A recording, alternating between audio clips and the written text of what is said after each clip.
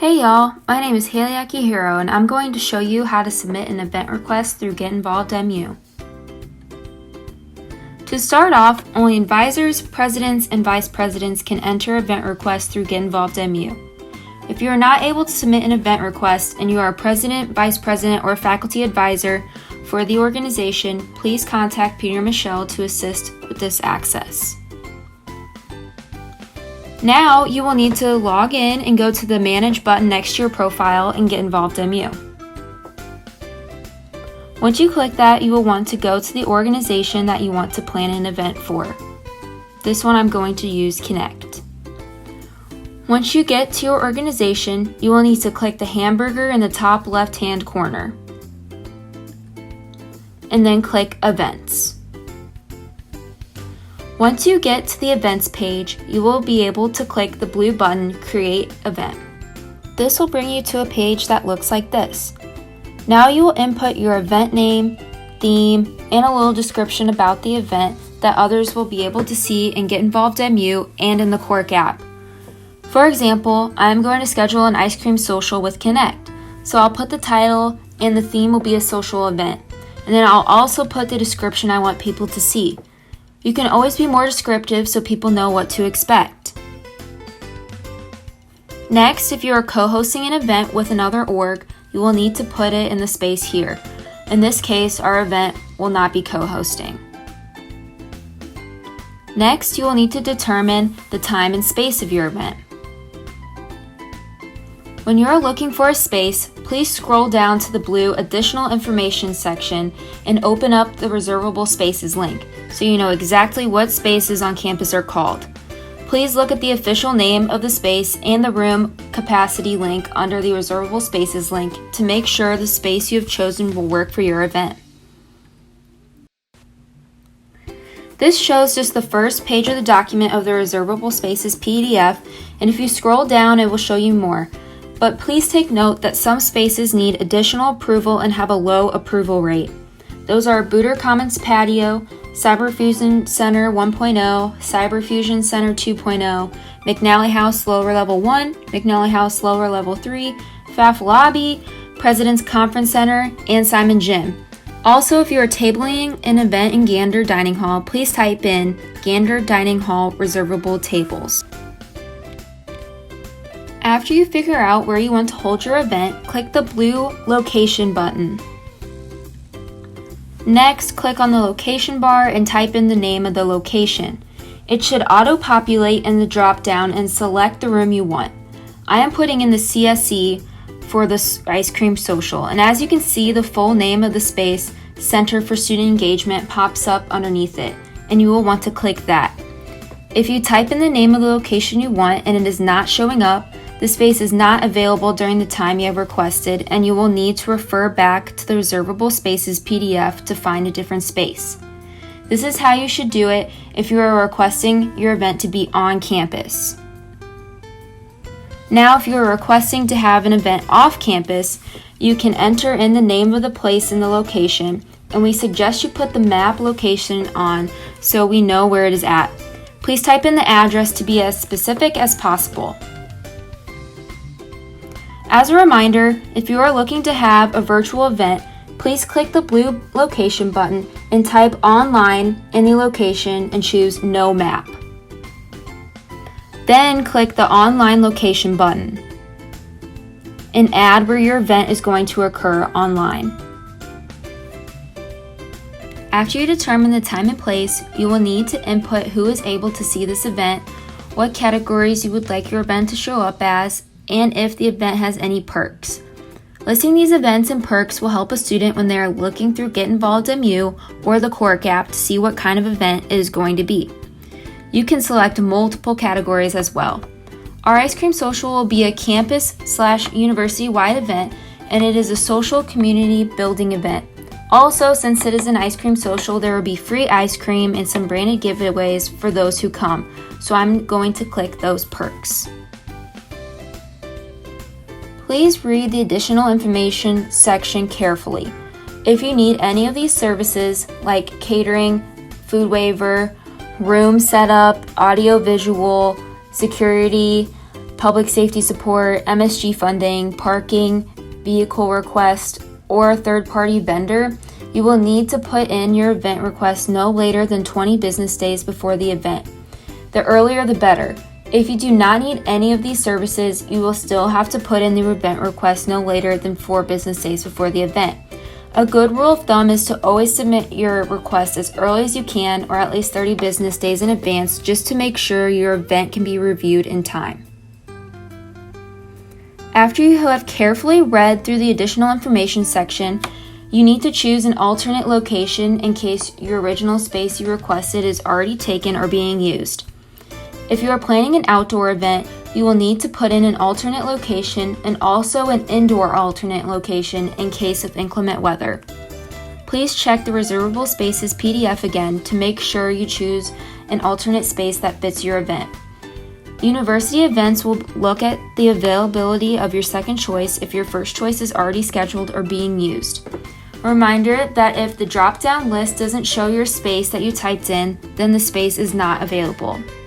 For our ice cream social, we originally requested the Center for Student Engagement, but our alternate location will be the library event space. We do not need to put an alternate location for the outdoor space because both of our spaces were inside, so I put NA. After that, you need to specify if people need to pay to attend the event and if the event is open to the public. Lastly, you need to check mark what you need people to bring to the event. Our ice cream social is free to the public, so no price is necessary. The students will need to bring their event pass from the Quark app or GetInvolvedMU so we can check people once they get in and know who comes to our event. They will also need their student ID. After you fill the first page out, you will need to determine if this will be an RSVP event or not, and if it is, determine how many guests can RSVP and follow the prompts below to personalize your RSVP. Our ice cream social does not require an RSVP, so on the drop-down I will choose no one. Using an RSVP is good for those events that have limited spots available, and you can also send them questions when they RSVP if you need to know some of their information beforehand. Next, you can personalize your event even more by filling out this section if you want to send all of those who attend your event a post-event feedback survey. This will only work if you use the check-in app, and you can scan their event pass through Quark at the event and you can personalize your questions. If you don't want to do that, you can just click the next button at the bottom.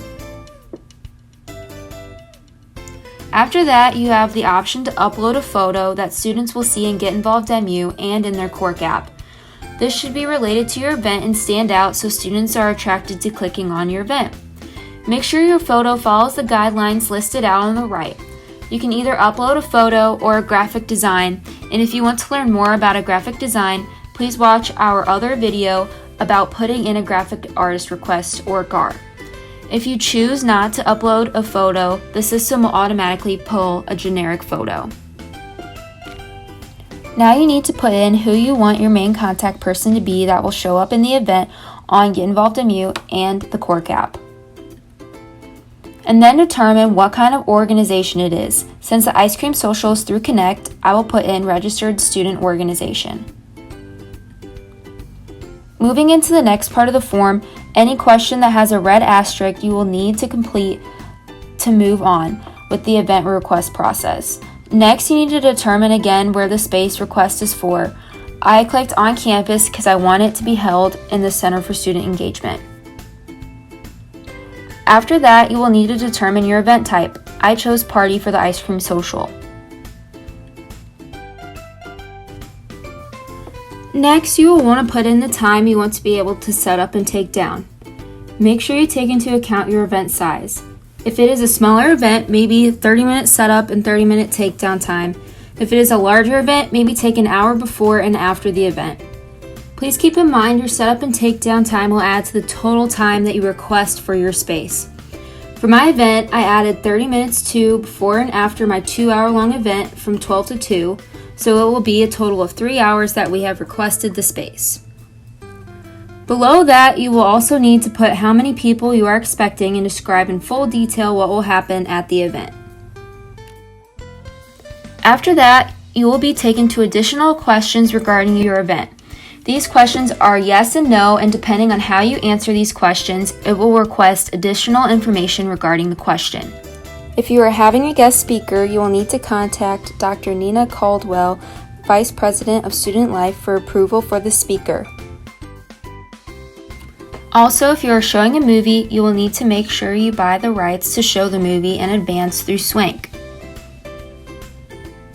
If you are going to have an off-campus speaker, performer, or vendor, please provide the person or business's name, address, which includes city, state, and zip, and a valid contact number and email address.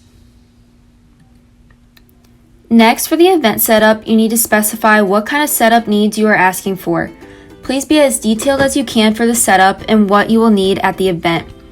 This will be the place that you specify if you need audio and visual as well.